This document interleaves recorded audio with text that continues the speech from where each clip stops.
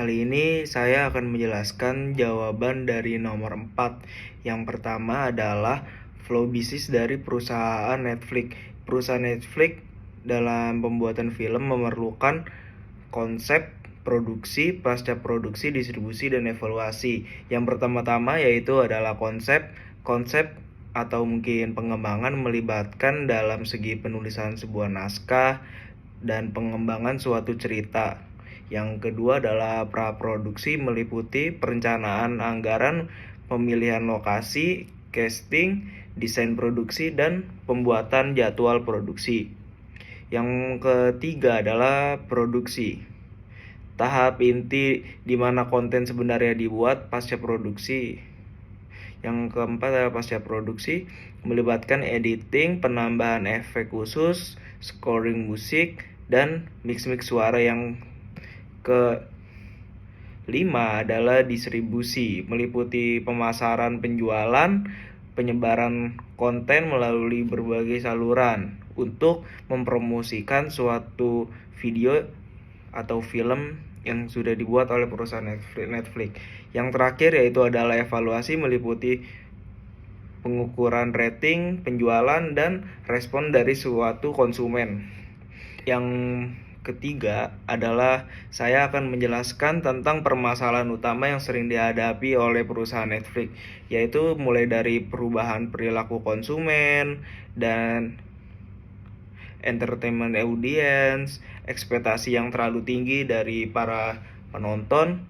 Yang pertama saya akan menjelaskan perubahan konsumsi konsumen dari segi fisik, seperti mulai dari kegiatan streaming mengubah sudut pandang konsumen sehingga harus meliputi perubahan perilaku konsumen ke era yang mungkin bisa dibilang tuh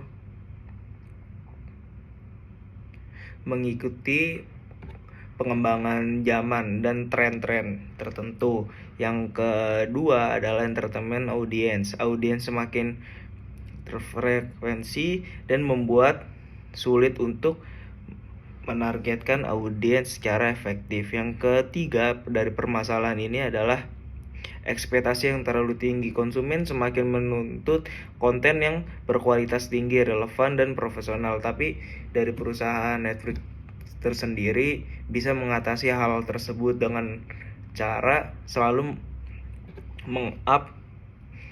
mengupdate dari segi pemasaran hingga hal-hal yang lagi ngetren untuk saat ini dalam dunia perfilman.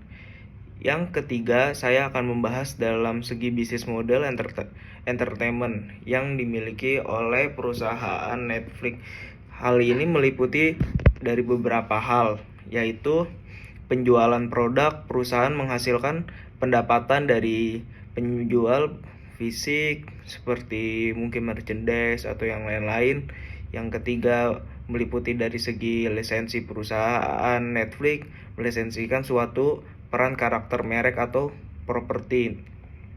Yang ketiga, melakukan sebuah proses langganan. Perusahaan menawarkan layanan basis langganan seperti platform streaming atau layanan musik, di mana pelanggan membayar biaya bulanan atau tahunan untuk mengakses konten.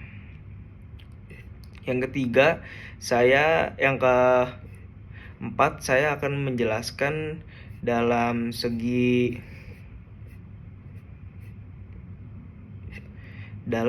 apa saja yang harus dilakukan agar manajemen dan perubahan dapat berjalan dengan baik dalam perusahaan Netflix. Ini yang telah saya simpulkan.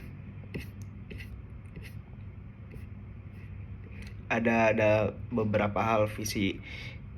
Yang pertama, tujuannya harus lebih terstruktur dalam segi pembuatan film agar bisa lebih dinikmati oleh para penikmatnya tersendiri. Yang kedua, membuat suatu perencanaan yang matang, melakukan suatu analisis untuk mengidentifikasi kekuatan dan kelemahan, peluang, dan semacam dalam organisasi agar lebih bisa mencakup perfilman di media Netflix. Yang ketiga, konsumsi yang terbuka dan terus menerus. Saluran komunikasi yang efektif dengan menggunakan komen dan masukan-masukan dari penikmat Netflix tersendiri. Melibatkan seluruh konsumen untuk berdiskusi untuk film-film apa saja yang akan ditayangkan di media Netflix ini. Terima kasih dari saya, Bagas Putra Wijaya.